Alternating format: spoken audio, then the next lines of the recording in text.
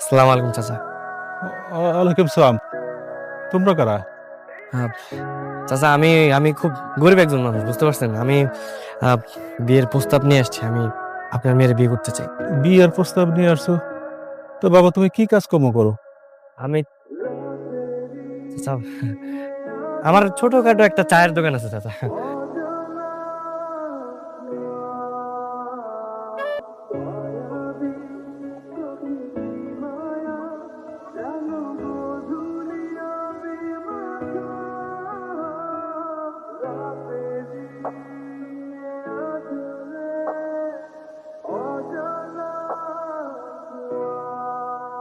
এ কি, আপনি এখানে?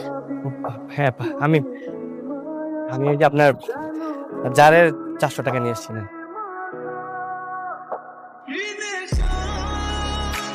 আরে বাহ, আমি তো প্রথমে ভেবেছিলাম আপনি আমার টাকা মেরে দিবেন, বাট এখন দেখছি আপনি খুবই সৎ একজন মানুষ।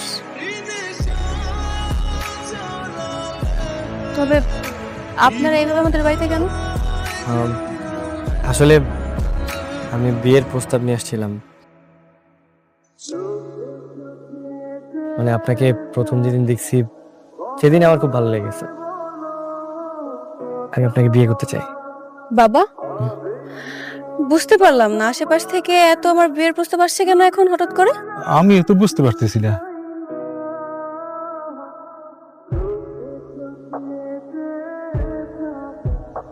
কি আপনারা? আপনাদের খুব চেনা চেনা মনে হচ্ছে, আমি কোথায় যেন দেখেছি। কে আপনারা? কই না তো, কোথাও দেখেন না তো।